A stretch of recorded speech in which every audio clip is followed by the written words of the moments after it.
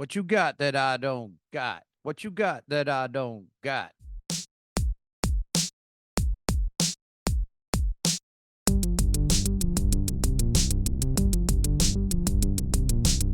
Hey, welcome back. Kill the Cat Radio, Sharp Teeth. This is episode 33. That's right. It is mid January 2024 here in Brooklyn, New York City.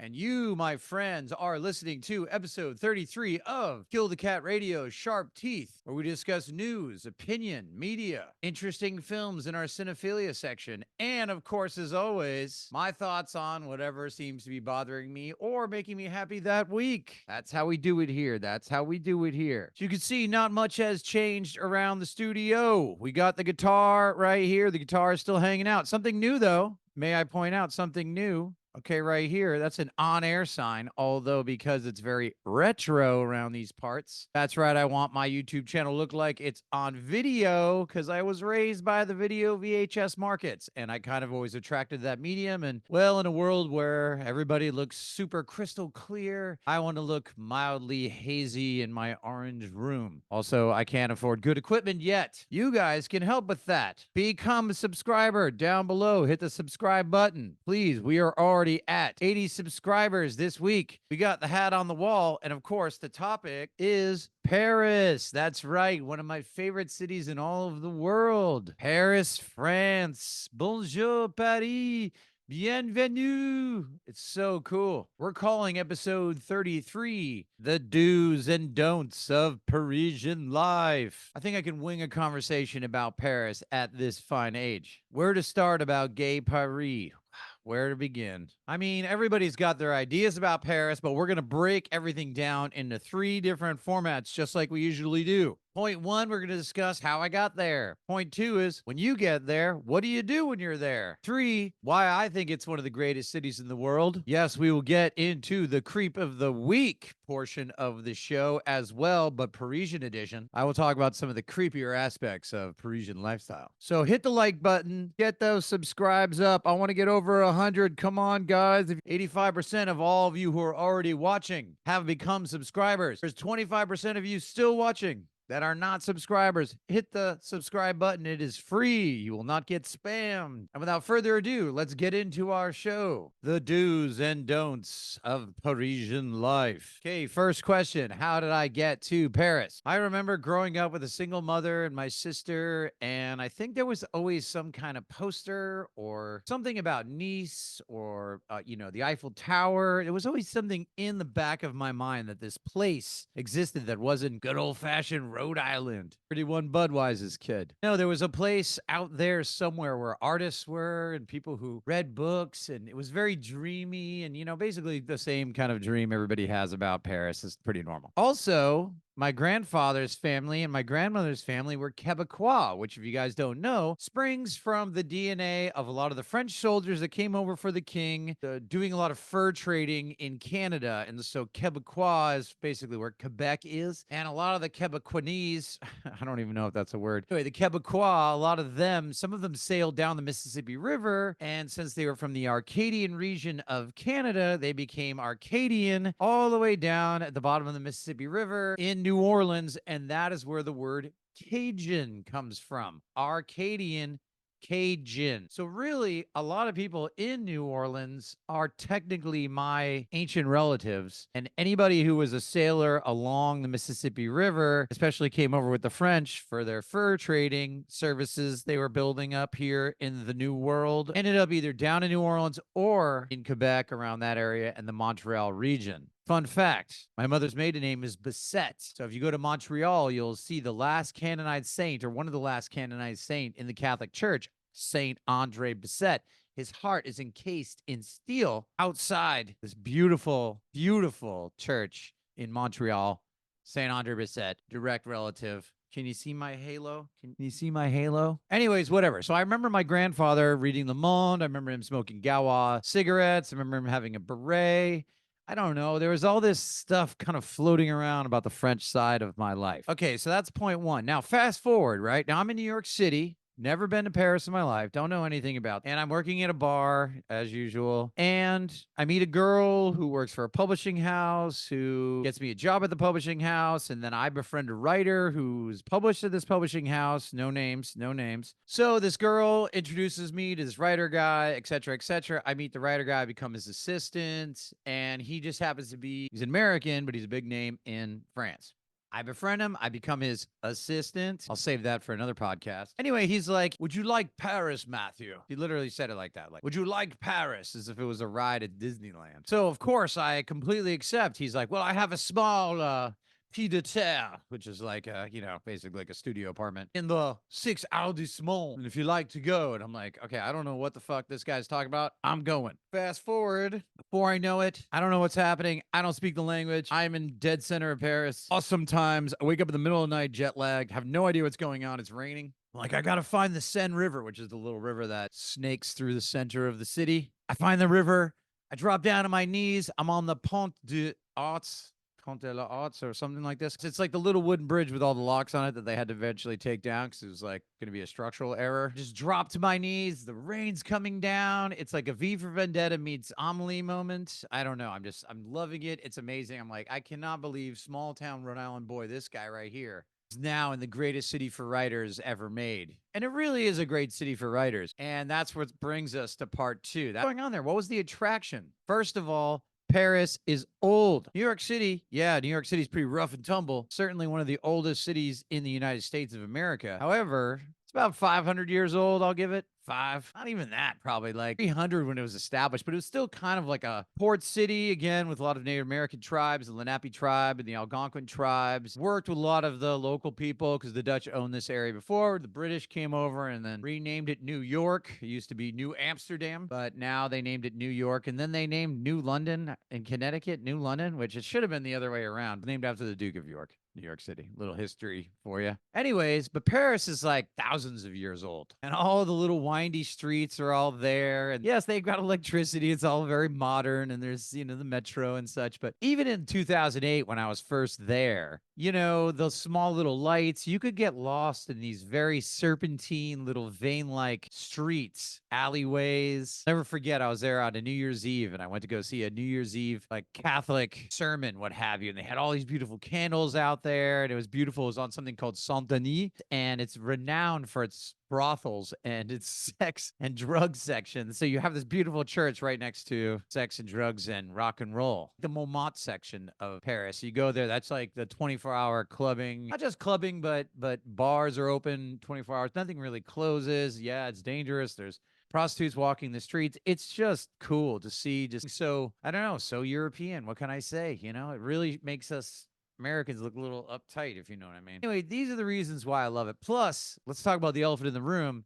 It is one of the greatest places for a writer. Yes, it's gloomy a lot of the time. PARISIAN doesn't really give a fuck about what you're doing each day. They leave you alone. And you can sit at cafes. It's not like here where everything's kind of profit driven and you buy one coffee. You could sit there for 2 hours. No one's going to fuck with you. I mean, no one, they don't work on tips like we do. So we're always, hey, what's going on? They don't got to like turn tables. So it's a perfect writer town. Everything's sort of moody. All the architecture is kind of spooky. Sun goes down. You can see this beautiful blue light across the Seine. I'll show you a picture. It's just fantastic. And it's like, unlike everybody always says, oh, you got to go to Italy if you like old buildings. I'm like, okay, I'll go to Italy if I like the old buildings. People say, no. You want to go to, the Netherlands, like Germany, Berlin, London, Amsterdam. And it's kind of almost too clean and organized. Paris is that mix between the sacred and the profane, like we talked about. It's a mix of ancient buildings, but they're sort of dirty.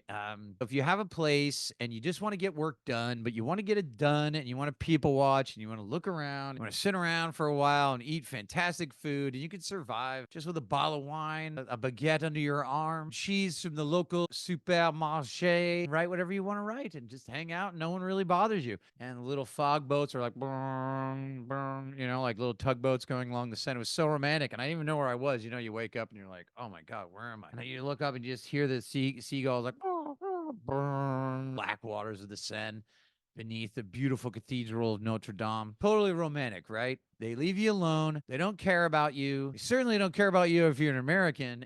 And it's, you can find anything you want. Just like New York, it's just way more stylish, more interesting, more fun, certainly more dangerous. That is why I ended up falling completely and utterly in love, not with the dream of Paris, that kind of gleaming jewel, because it's not. It's dirty as fuck. All right, let's be honest with you here. There's no dreams there. I mean, there's grimy, you know what I mean? There's drugs everywhere. There's immigration's out of control. Crime is up. Terrorism worries. I mean, these are things you got to really think about. But all in all, you can get away with, you want to set up your easel and you want to paint something by the river. If you want to write your poem you always wanted to write. If you want to just languish around Shakespeare and Company or the Red Wheelbarrow bookstores, no one cares. You can just buy whatever you'd like. I'm just so pleased that I got a chance to be there. I've lived there maybe now 13 times, so I know every street. I know every neighborhood. Arrondissement is what they call them. Some are more interesting than others. All right, so for you first-time travelers out there, center of Paris, that's pretty much the Notre Dame area. The lower half, kind of on the left, if you're looking at the map here, boring, it's kind of rich. That's like the Eiffel Tower area. It's the first arrondissement. It's more like wealthy. Montmartre is like up there. It just means like Mountain of the Martyrs, right? That's where the Sacre-Cœur is, and that's where Van Gogh lived, and Gauguin, and all the greats lived over there. It's fantastic if you love painting like I do. In the deep center there's the Marais, which is the old Jewish quarters, and it's really fascinating place. You get some really good falafel, by the way. Fantastic Middle Eastern food, I must say. You can go over by the Bastille. It's more the collegey areas. Undescribed liquid, I don't know. You drink them, you kind of feel a little funny. Maybe there's absinthe in there. I don't know what they're doing. Down here, Rue de Gobelin, this is sort of a publishing area here, a little bit of a business slash urban apartments, things like that. So like each part of Paris has its own thing. All the way to the north, that's kind of the African Middle Eastern section. So you can get some very interesting food. It's an interesting place. Let's go to point 3, which is the do's and don'ts of Parisian life. Do walk around. I believe we said this. Do that, but do walk around. That's how you learn everything about Paris. I walked around just with a compass, sort of a circle, so it already looks like a compass, so you always know where you're at by taking a tour bus. That's cool too. That'll give you some like insight to what's going on. Get that out of the way. Familiarize yourself with the arrondissements. Don't go to restaurants. This is a good one. Don't go to restaurants with more than 6 items on the menu. This is a fascinating thing right here. French chefs are renowned for being the best in the world. They're also renowned for being total assholes. These are good compliments. They're total assholes because when they say something's farm to table, because France is only pretty much the size of Texas, actually smaller, all the meats are coming from the farms. All the fish are coming from the sea. So when the chefs get their stuff, they want to cook it immediately because they're so proud of their work that they want to cook it immediately. So if you could imagine how sad they would be when they get something frozen. They look at American food like, ugh, these guys are savages how they eat. You're going to walk by a small little charming cafe, right? And you're going to see written on the chalkboard maybe 6 items. That chef really means business. And they're not going to have anything in the cooler that's just waiting around. No, their pride exists on these 6 items. So look at the menu. If there's more than 6 items, generally something's frozen. It's more of a tourist trap. Don't go there. You see the Eiffel Tower once in your life. Yeah, you got to go there. You got to stand underneath it. You can look up, you can see all the weird people there. Then it's kind of just always this thing in the background that sort of sparkles at night. It's actually really kind of charming. It's really beautiful. Do go to the less popular museums. These are facts here. Okay, the Louvre is giant. I actually had a panic attack trying to leave the Louvre because it's so big and I got lost in the center and I'm like, I gotta get out of here. I don't know what was going on, but just got paranoid or something. I just didn't want to leave. I was hungry or something. Anyways, the Louvre is giant. Go there, sure, but don't try to attack it at once. No human being can actually handle the Louvre. You'll be there for 9 hours max. I mean, but like other museums too, like the Van Gogh Museum or the Picasso Museum, or the Dali Museum, or the Musée Pompidou, which is their great modern art museum, or the Musée d'Orsay, which has the largest collection of Impressionists and Post-Impressionists paintings ever. Great Van Gogh selection, great Gauguin selection, fantastic Degas, Monets, Manets. I mean, if you're an art lover, Paris is narcotics for you. Okay, buddy? Okay.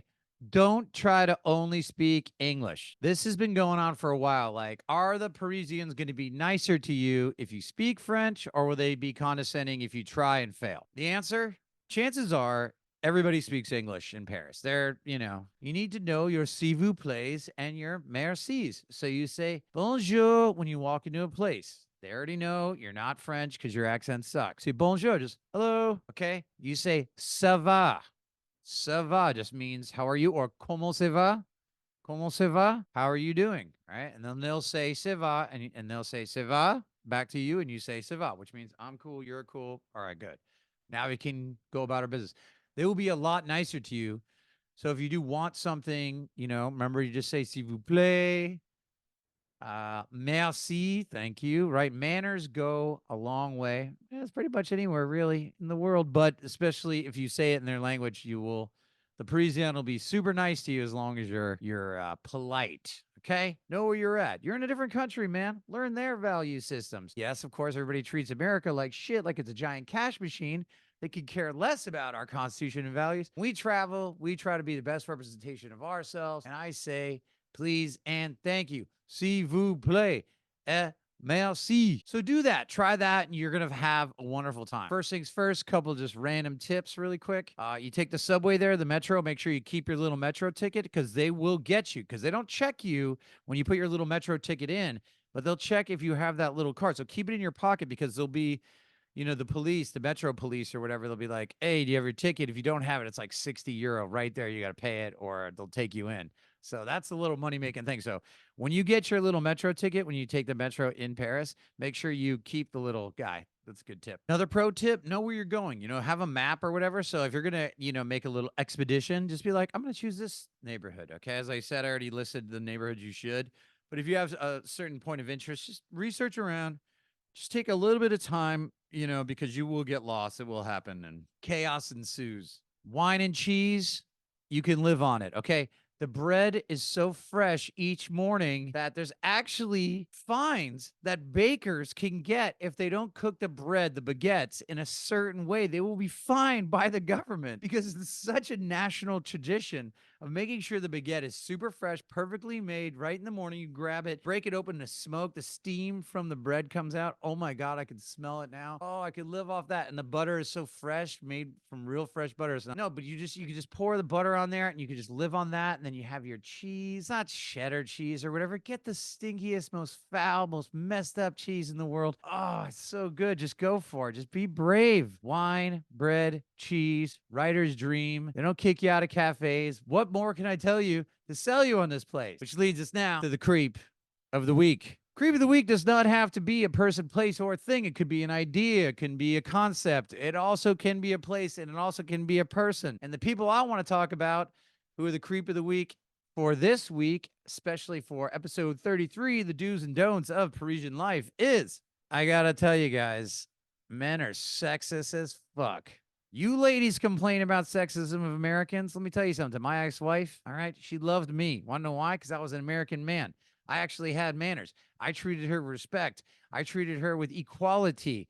It is so still to this day sexist AF in Paris life. Unbelievable. Let me give you a point of what I'm talking about. All right. So here's me coming out of the university thinking, oh, yeah, there's a lot of French philosophy going about. There's a lot of women philosophers, Simone de Beauvoir, all these other ones. Anais Nin.